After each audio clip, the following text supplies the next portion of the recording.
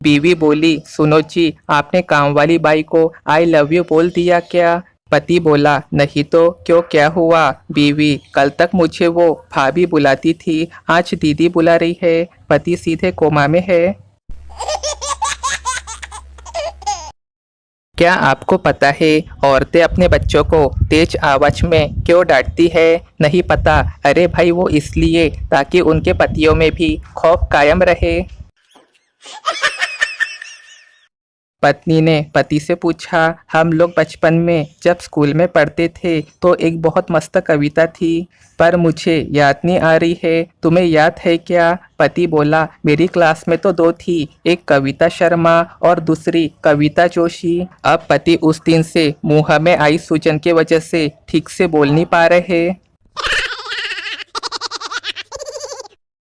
दामाद बोला, आपकी बेटी ने नाक में दम कर रखा है। ससुर बोले, बेटा जरा मेरी सोच, मेरे पास तो उसकी भी माँ है।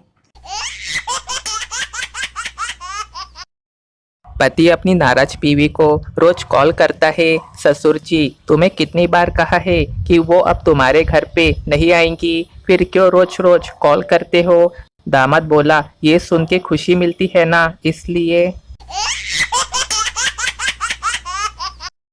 भारत दुनिया का एकमात्र ऐसा देश है जहां नेता समाज सेवा के नाम पे राजनीति में आते हैं और जल्द ही करीबी रिश्तेदारों और मित्रों के साथ करोड़पति बन जाते हैं। फिर नेताजी जिंदगी के अंतिम पड़ाव पे समाज सेवा का लाइसेंस अपने बच्चों के नाम पे कर जाते हैं। फिर उनके बच्चे अपने बाप दादा की अधूरी रह गई समाज सेवा को पूरा करने का बीड़ा उठाते हैं। भारतीय लोकतंत्र में ये समाज सेवा पीढ़ी दर पीढ़ी ऐसी ही फलती फूलती और चलती रहती है।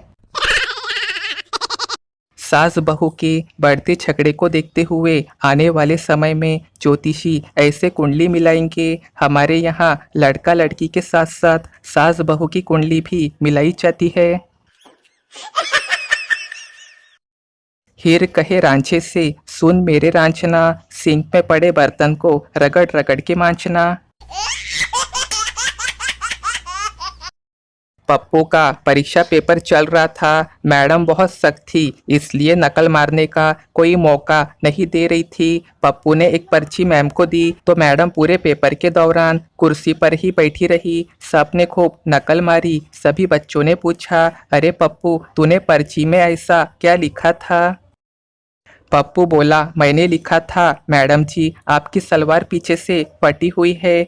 ओ पप्पू पास हो गया। भाभी की बहन पर भी दिल आया था, लेकिन भैया की शादी के बाद उनकी हालत देख के ना मैंने विचार बदल दिया।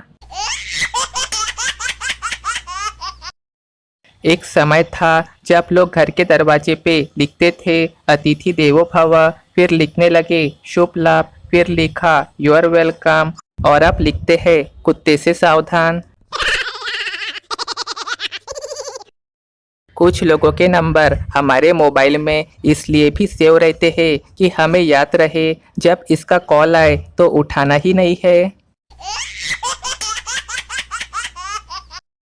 सिर्फ बस कंडक्टर ही दुनिया का एकमात्र ऐसा जीव है जिस बेचारे को बस में भी पैदल चलना पड़ता है। कहते हैं कि मजबूरी में बोला गया झूठ भगवान भी माफ कर देते हैं, इसलिए अपनी बीवी की तारीफें करने में कोई कंजूसी कभी ना करे।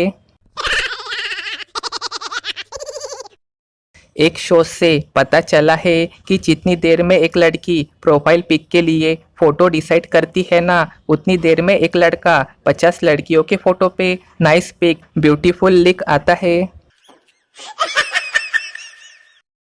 बैठो बस चल रहे हैं, ऐसा बोल के ऑटो चलने के इंतजार में बैठी सवारियों को दिलासा देने वाले ये ऑटो ड्राइवर भी किसी चालक मंत्री से कम कहाँ होते हैं।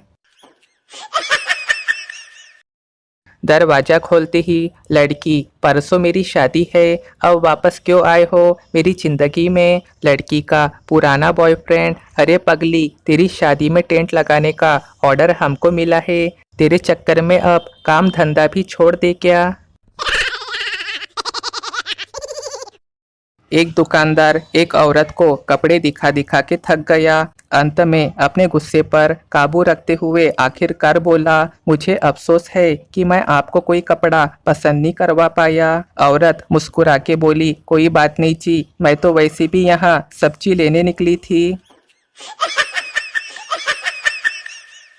माँ बोली, अंकल आए थे, उन्हें उठ के नमस्ते क्यों नहीं बोला? कलयुगी बेटा, क्यों उन्होंने वापस जाते टाइम कभी एक पैसा भी पकड़ाया है मुझे?